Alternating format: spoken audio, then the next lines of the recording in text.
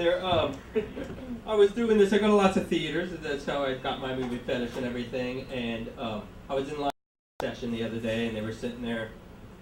The guy serving me the popcorn was like, "Next guest in line, next guest in line." I'm sitting there, and the dude behind me taps me on the shoulder. He's talking to you. I'm like, I'm the guest. They just charged me $14 to get into this place. And I in another $10 for popcorn and everything. I didn't get it, but I was their guest, so I watched the movie and everything. And my phone rings during it, and I pick it up and start talking to my friend. And there were people telling me to shut up, and I just paid $14 to see the fucking movie. I will do whatever I want in the theater. And they sent an usher to kick me out. I shit you not, an usher came and told me I had to leave. And I was like, "Why do I have to leave?" He's like, "You're disturbing everything, and so much for being their guest." I'm walking out complaining the whole time, and the usher's like, "You know something, sir? Let me tell you something you need to do. You're seeming a little uptight. I think that you need to read a little book called The Secret." What's The Secret now? The Secret will tell you, it will mellow you out and tell you that if you want something bad enough, get it. I'm like, "Oh yeah, you read this book? Yeah, it changed my life. Then why are you a fucking usher at a movie theater?" I don't get it. And the other people telling me are like working at Starbucks and stuff. It's like, "Oh, you gotta read this The Secret." I'm like, "Great, will you give me my grande latte or whatever?" I appreciate it. Thank you, The Secret. I can prove The Secret's fake right now because it's like bad enough you can get it. I wanted to fuck the Playmate of the Year from 1980. How she looks 1980, but I want to do that right now. I want that badly, trust me, badly.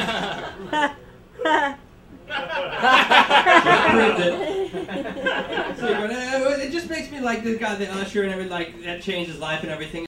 I think money changes your life. I know it's a terrible thing to say, but I have no money, and I find myself, because there's those people like this, that guy Morgan Spurlock made that movie, Super Size Me, where he's saying, "Oh, if you eat McDonald's, I'll tell you what happens. You eat McDonald's breakfast, lunch, and dinner for 30 days straight. Oh, I don't know what's gonna happen. You're gonna get sick, and it's not good for you." Really? Thanks. Wow, I'm gonna start eating good rich food now because you told me that, because I can afford that. No, I tricked him up. I tricked him up, Morgan Spurlock. You see, I won't eat McDonald's 3 days. 3 meals a day. I'll go Wendy's for lunch, and McDonald's for breakfast, and for dinner sometimes Jack in the Box or Taco Bell. So I slip it up and everything, and it's just like, and plus I don't like good food, I guess what they call and everything. Like rich food, I don't understand how rich people still haven't realized that rich food was just old, poor chefs fucking with it. I mean, there's escargot, it's like, oh, it's snails, but don't worry, they put a Parmesan cheese on there so you taste that only. Oh, that's perfect. With caviar, it's fish eggs. You put them on these crackers, they taste like salt. Kind of nasty, but it's a delicacy. Oh, that's right. There's prawn raw. What is that prawn raw? What is it? It's like the lining of the inside of a goose's stomach. Prawn raw, yeah. Absolutely, it's got absolutely no taste. In order to have a taste on there, they charge them like $300 a pound or something. I'm exaggerating, but it's very expensive. And the only way you can taste it is by putting apricot on top of it. And people still eat this stuff, and they think that it's like a delicacy and everything, and still haven't realized it's rich people fucking, or poor chefs fucking with the rich people. All right, go on. And so as you can tell, I don't go on many dates. No, that there. And, thank you. Dare you. And it makes me look at, there's a show on TV, Heroes. I'm sure you guys all watch it because it's a phenomenon, right? There's a guy on that show, and he's this little nerd that lives in works in a cubicle and just loves Star Trek and everything. And he got the ability to stop time. He goes like this, and time stops. And what does he do? When time stops? He decides he's gonna save the world. Oh, come on. Anybody I'm like that. If I could stop time, I'd be fucking everything that didn't move. It didn't matter. I don't care. I'd be fucking armpits. I'd be fucking nostrils, hairs, whatever, because nobody's moving. I've stopped time, and why not? I finally can fuck anything and everything. I wouldn't be satisfied till I had AIDS. It's that simple, because AIDS is the cool disease. I mean, that's the disease we all want, because it's like, hey, I get laid.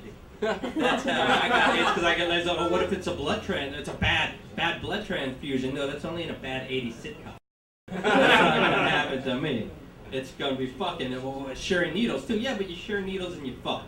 You know? Come on. You're not going to share a needle and not share a penis and asshole or vagina or whatever, whomever you're fucking at the time. When it gets down to that, I'm usually with Byron.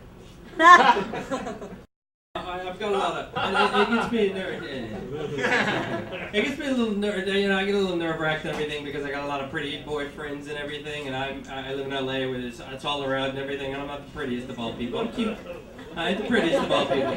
But my friends are just outstandingly, like, some of them are just outstandingly, like, oh, he's gorgeous, as I've heard my friends call him and stuff. And he was staying on my couch one time, and he claimed he wasn't jerking off on my couch, so he's really horny. He's like, I'm going to go out and get laid. I'm like, okay, whatever, man. I didn't know you could do that. And he could. And he comes back. No. He comes back the next time. What happened? He's like, you didn't come home. I guess it worked. Yeah, I hooked up with girls at a bar. We go back to their place, and I'm like, what? What do you mean? I know. You know what it's like when you're fucking 2 girls at once. No, I don't! I hardly know what it's like to fuck one girl. And he's like, oh, well, it's all good. It's just, there's a lot of you have to pay attention to, and somebody's going to get mad. I don't care. I don't want to hear anymore, everything. Back in the day, they had, I had these things called roofies. And they get you laid really easily because some people call it raping, but is it rape if they don't know about it? But these roofies. But now they have something better for and everything. It's called the suppressant pills, and this is out there. It's a suppressant pill, and what it does is if you got like molested as a child or something, you can take the suppressant pill, and it will cause you not to be a porn star or a stripper or whatever. And you can forget about that. If I had that stuff, I'd use it all the time. I'd be like, why don't you fuck me? Take this pill and forget you ever fucked my fat ass. It's perfect. Oh man, that's just pills. I smoke a lot of pot as well. And I get really high sometimes, and the other day, I was so high. How high were you? You guys were terrible at that. I was so high that I couldn't. I smoked, and I ate this brownie, and I smoked some more, and I ate some more of this brownie that had weed in it, and then I smoked a little bit more, and then I was laying in my bed, and I could feel nothing from the neck down.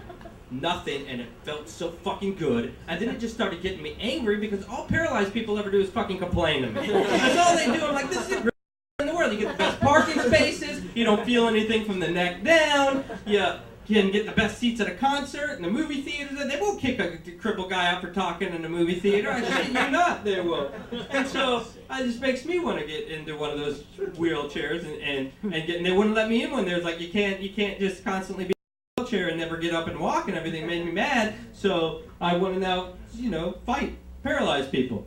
And they're like, well, how do you fight paralyzed people? Well, it was simple, so I was showing this guy.